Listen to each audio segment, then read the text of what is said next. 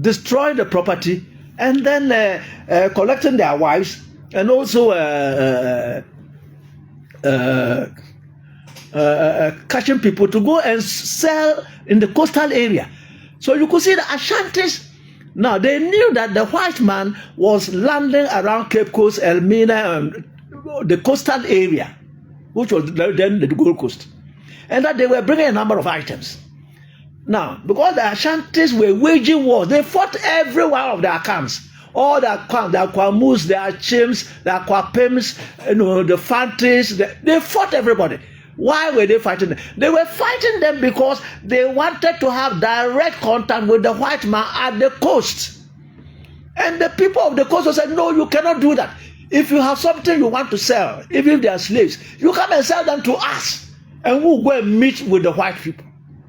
So that was why they were fighting the wars.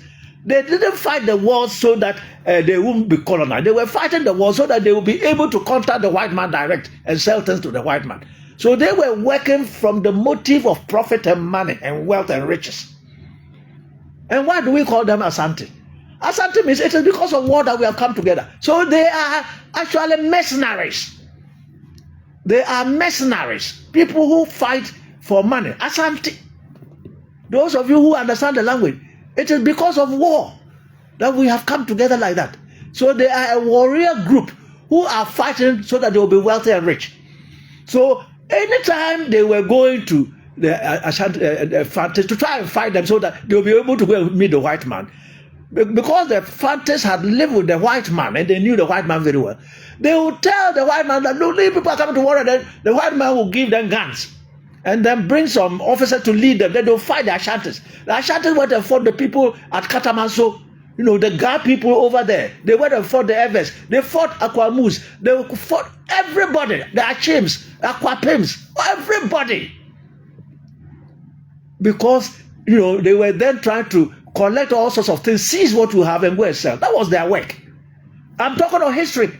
I'm not talking of anybody's culture or tradition. That is the real history. Anybody who goes to change it is changing history.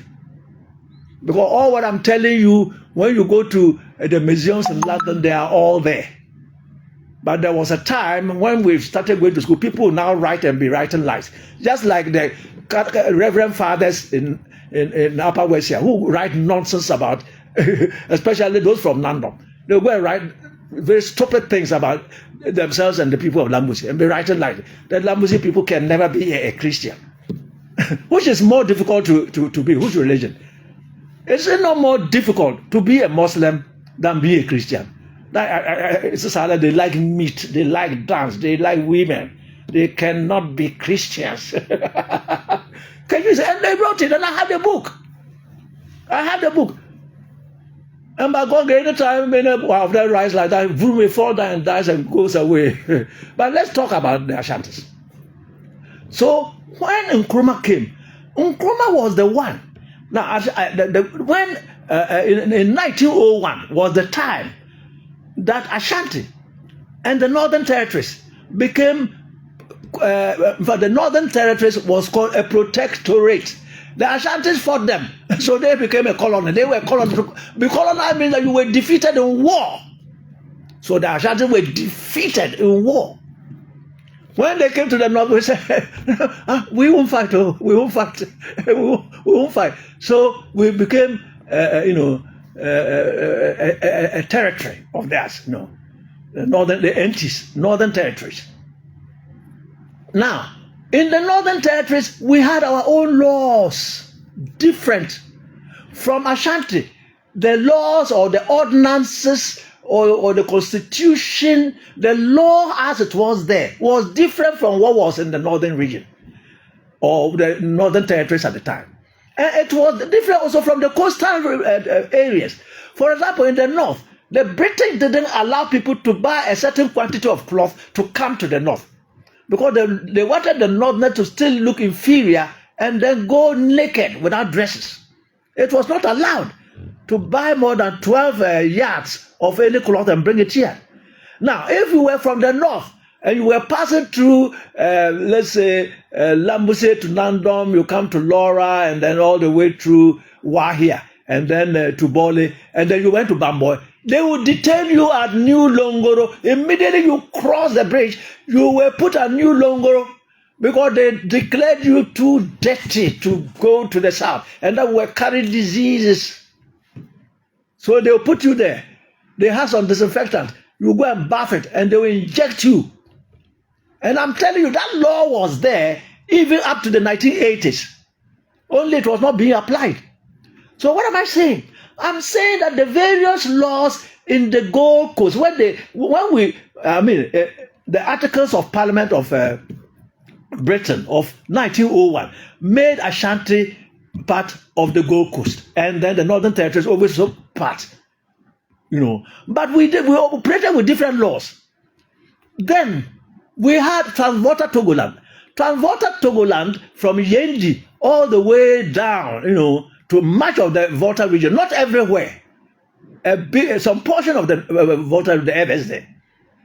The Germans took that area.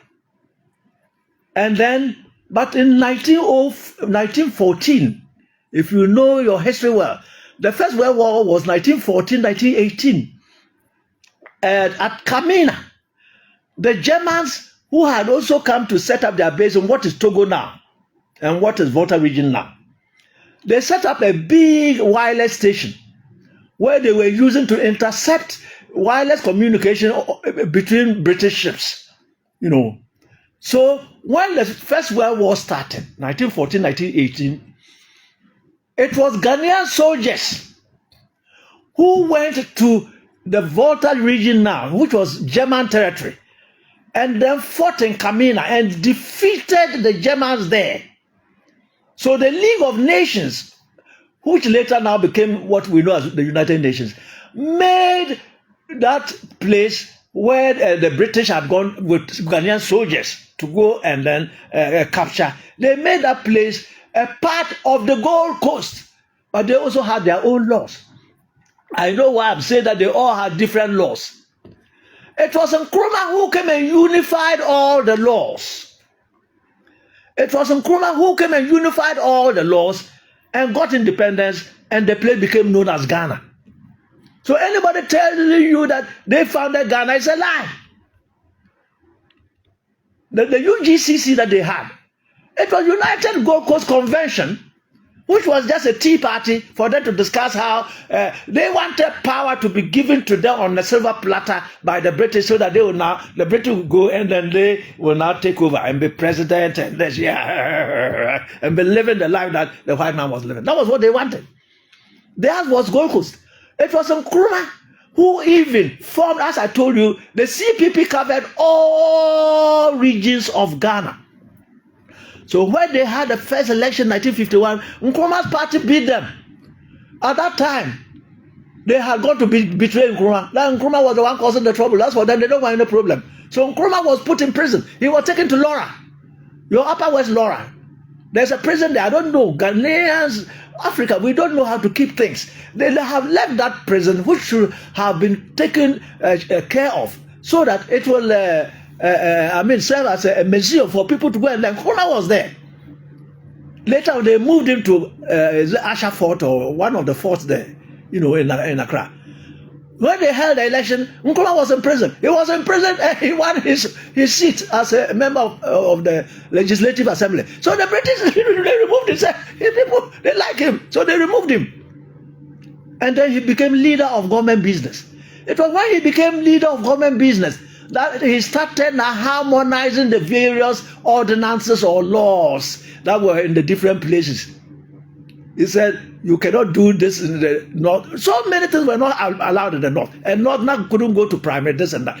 When we were even having independence in 1957, only 2 or 3, Banzaba and 1 or 2 people, were having degrees from the Upper West region.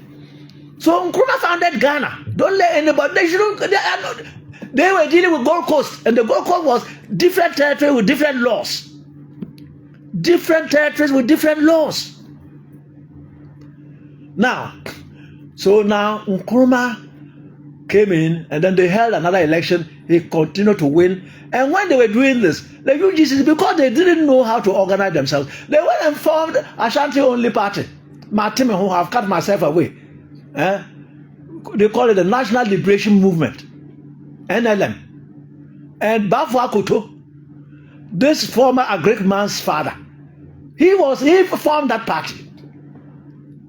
That's why he never won any election.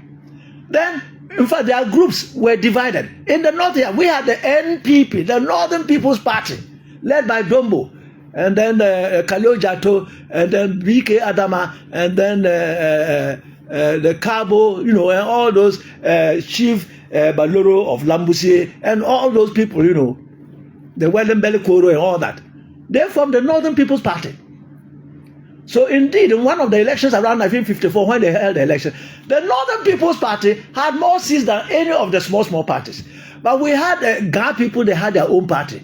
The Volta Togoland, who were still at that time, they were even not yet part of the Gold Coast yet. They also had their own party. Muslims formed their party. Northerners had their party. So when finally we had our independence, Nkrumah said, we are now a united place known as Ghana. We cannot have Ashantis along with a party, Northerners along with a party, Evers along with a party. And why? Why don't we have a nationwide based parties? That is how come that all these small parties came together and formed the United Party, meaning all these parties, now because they represented the various regions in Ghana, they now came together and formed the UP. Now when they formed the UP, Bafo Akoto, who was a linguist to the Ashanti at that time, he was a primary school leaver. He left Sana 7, so his English was not big. Now, Dombo, who was also a teacher, but he hadn't gone to university. So he too, they said, Dombo, you are there. Bafo Akoto asked for him. You left only a small school. Dombo, you too, you haven't gone far. You don't have a degree. But we have Buzia. He alone can talk. They said, when Nkrumah is speaking English, can you even understand? You can't. So you need somebody like Buzia to be able to challenge him. That is how come Buzia became the leader of the opposition of the United Party. Then when Nkrumah came, the United Party went and started trying to overthrow him. They threw bombs at him, both at the stadium in Accra, and then they shot at him at the castle, and they killed, Salifu Dagati, somebody from Upper West here. He's the bodyguard of Nkrumah. They shot and killed him. They threw a bomb at Kulungugu, a grenade, all in a bid to kill Nkrumah. That was their work. That was their work. When Nkrumah started, in fact, when I was going to secondary school, the whole of the northern region had one or just two secondary schools. Tamasco was the only public secondary school we had. We had St. Charles, which was a Catholic small school. They didn't take many students.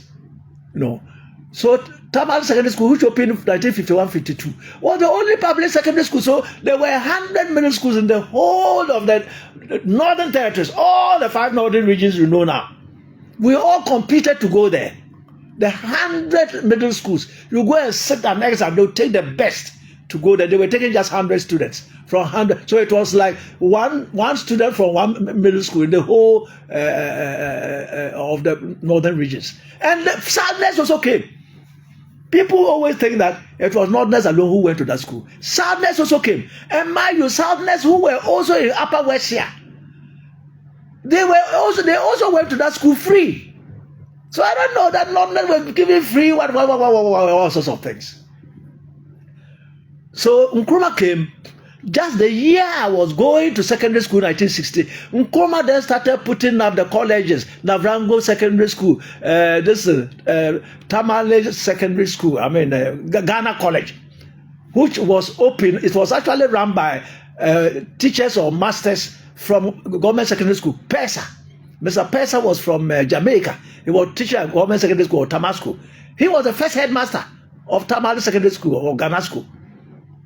That was when this school started, and he opened it throughout the whole of Ghana. And within 3 or 4 years, Nkrumah had increased the enrollment of students in Ghana about 10,000%. And somebody comes to say that, what is it? Akufo-Addo did more than Nkrumah. Where are the 10,000% that you have raised? When we were there, we were eating. Look, when I went to secondary school, I got sandals free. I got 2 pants. I got singlets. I got shirts. I got shorts. I got a bed. All free. And let me tell you another thing. The Southerners, they keep deceiving themselves. That they were pay, you don't pay fees. You never pay tuition fee. So, free schooling, it was the same for all of Ghana. In the South, nobody paid tuition fee. The teachers who were teaching you, you didn't pay them. So as for the teaching, the government was paying for you. So you were also benefiting from it. Nkrumah came and set up about 400 factories. In Kumasi there, where he stood and he was talking, Nkrumah put up the Kumasi hospital. He put up the university where he attended. Nkrumah put up that university. You went to attend that, you became a doctor, then you get and said that Akufo-Addo has built. Where is the hospital in Kumasi that Nana Akufo-Addo has built? Show it to me. And show me the university. Show me. And the various factories, I mean the shoe factory, tire factory, tomato factory, meat factory, where go and show them to me in the various districts, one district, one factory. Come to Wawes, I'm in Wawes. Come and show me that factory that is in Wawes. Come and show it to me and show me the dam. Where I stay, there are 5 villages. Come and show me the dams. Let us not do that. You see, when you do this, like I said, I was a career diplomat. So the way I look at things will be different from how you look at them. You just think that you are talking like that. These people from outside, they will just say that these people, they are MPP, listen, guy who wants to become vice president. Is that how shallow he is? That's what they will say. And they'll say that, oh, if after all this, Ghanaians can talk like this, and people are going to vote for this type of man, then you, the black man, you will be under our control for the next 1,000 years. Do you know when you go for IMF loan, they will give you the loan today and say you should pay 40 years. Do you know why they have done that? They will say, collect it today. So you collect, you come and shop. 40 years, you are dead and gone. They make sure you do not industrialize. So he went, he was talking nonsense, he was talking rubbish. And what did they do? Finally, it is they who collaborated with the CIA. And then they came and overthrew Nkrumah. And when they overthrew Nkrumah, the CIA and the Western power then came and told them, hey, you know, look, there's no business for the government doing business. So all the factories he set up, you sell them, privatize them. They sold all those factories. And they didn't do any due diligence. They didn't say this is a shoe factory. If you are coming for it, you are going to continue to run a shoe factory. And then you are to show us your capacity and ability, both the resources and human and other monetary resources that you have, that you can go ahead with a shoe factory. You don't collect it, and in 1 or 2 days, you have sold the equipment there, and you have turned the place into something else. They never did that. Somebody just go here, buy the factory. When you go, there's nothing. We were making matches. We were making tires. We were making tomato. We were making some of the best corned beef in the world. That time, the best corned beef was Volta beef, which was competing with Exeter. It was in Bolga. Nkrumah set it up. Then, when they slaughtered the animal, because the animals were brought from Mali, Niger, and Burkina Faso, just near the Bolga. Just if you throw a stone, it will hit somebody in Burkina Faso. So they will just bring the and then when they slaughter the cows, they will take the hide, the skin, and then take it to the shoe factory and make shoes there. They determined that around Buzia's hometown, what was the name of that place? Wenchi. There's a lot of tomato. So he went and put a factory there. They were making tomato. There were factories everywhere. We set up the Black Star Line, which was a shipping company. We didn't bring anybody's ship to carry any of our cocoa and timber outside. We had our own ships. We set up, the Ghana Airways and trained Ghanaian pilots Captain Ajari and co. Some of them I flew with them. They flew me. Captain, look, that time black men, they will go and land somewhere where they are landing. People, I went. The black pilot, Captain Ajari and Dokenu, there was some everyman there, They flew, landed at Beirut Airport. Then when we came to check in, the Lebanese were look at the man. Why is he wearing that one? What is he? He said, it's a pilot. Pilot? Hey, a black man. And we were using one of the fastest planes at that time, the VC-10. So please, young men, that is not politics. What this man was talking, that's your Nkrumah. What would these people say? They'll say, this man who was voted the man of the millennium of the 20th century. BBC, it wasn't even in Ghana here. They said, that's your Nkrumah. When was this man born? He was born May 1968. So the time he was born, Nkrumah was not even there. So he can't read.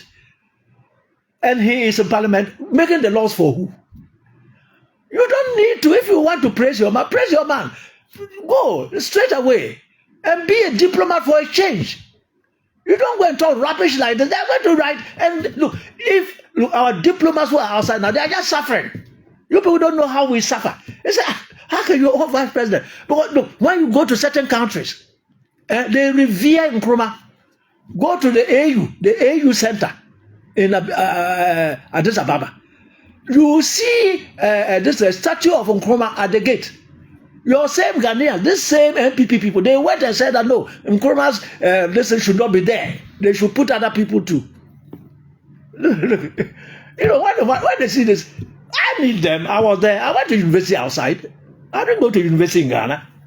And then I worked outside as a diplomat at the highest level.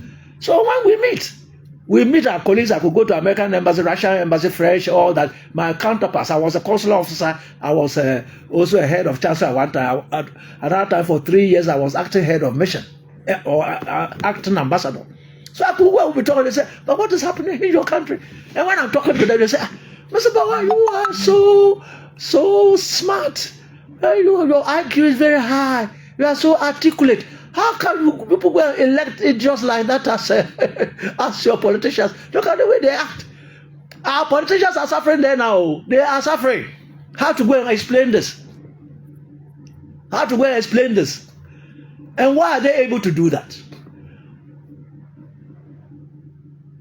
Why are they always talking rubbish like that? Because this particular MPP government, I worked with the MPP government of Kufuor.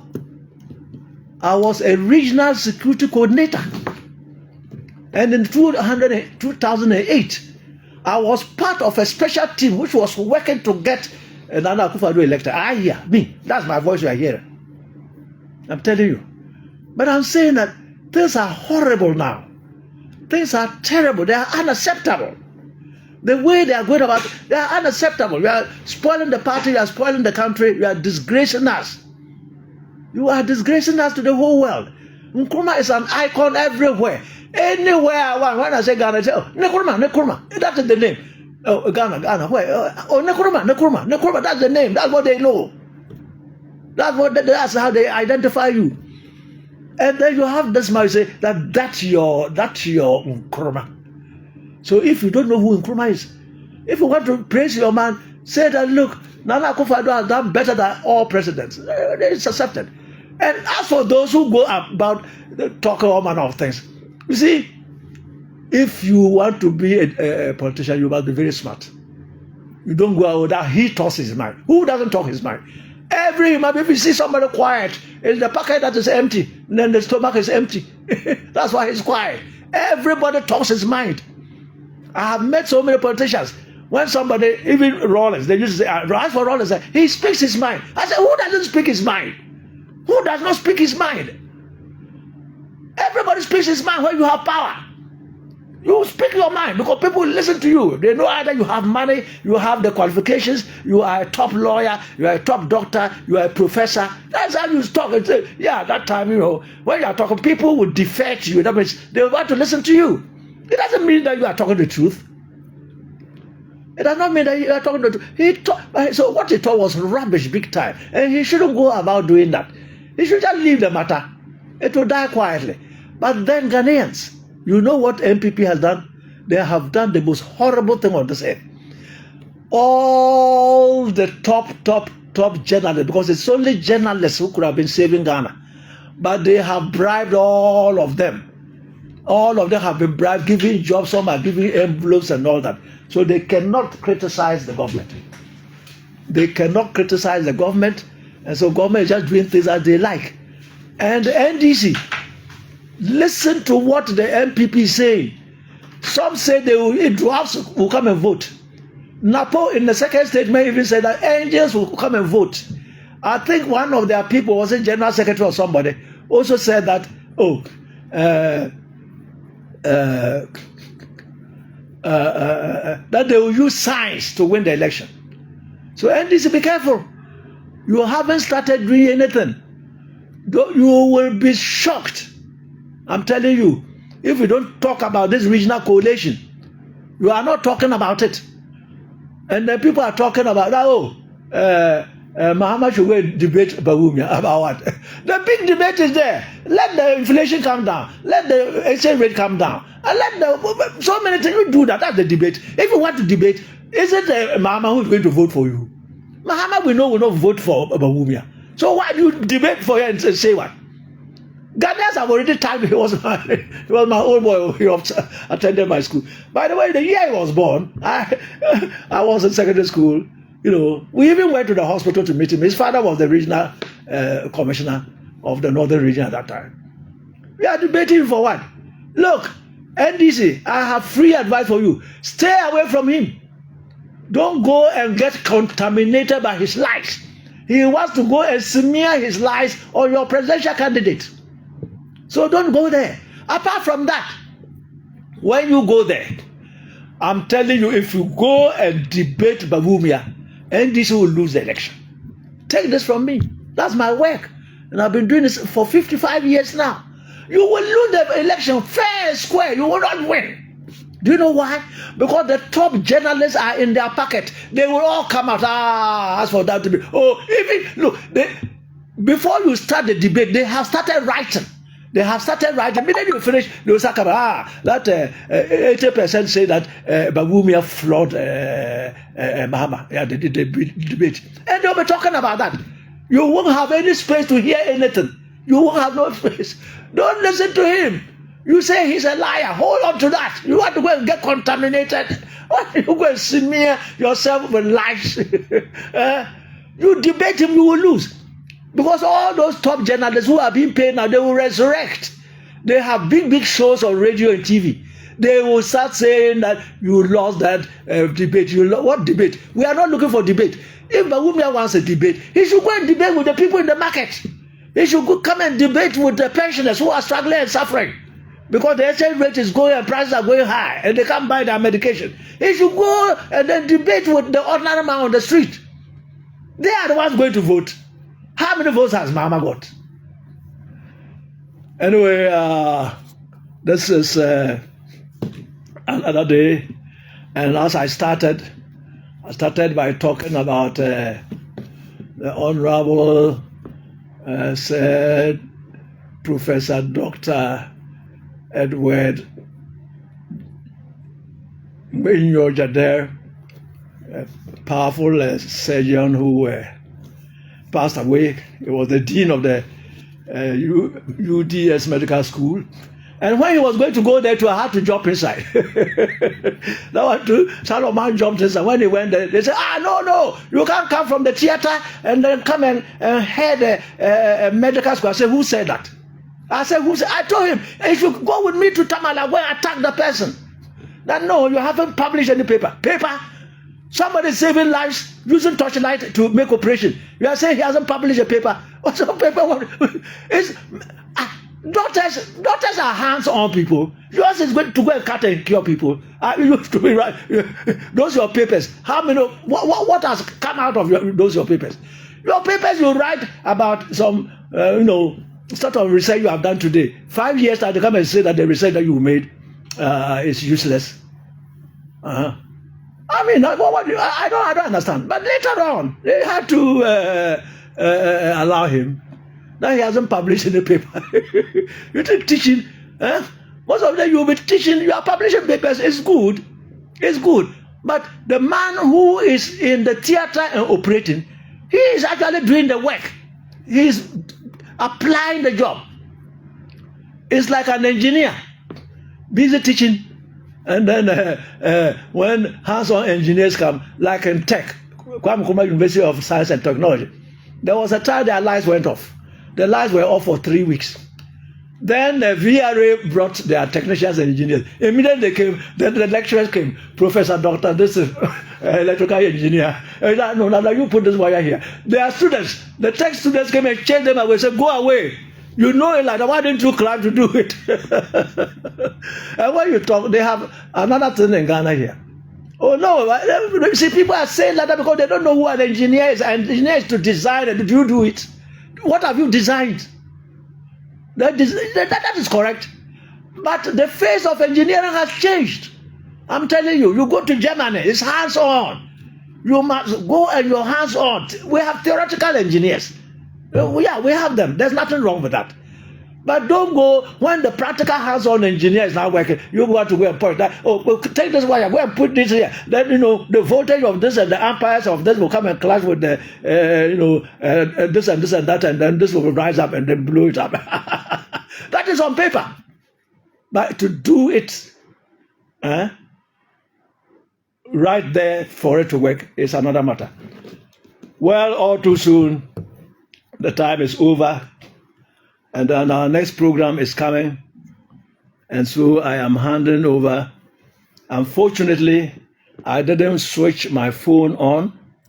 And I didn't capture the beginning of what I said on... I didn't capture the beginning of what I started talking on Facebook Live. But I'm handing over to Musa Adams. I'm handing over to him, and then you will wait and listen to the next program. Have a nice day. God bless you. Amen. Yeah, my greetings again to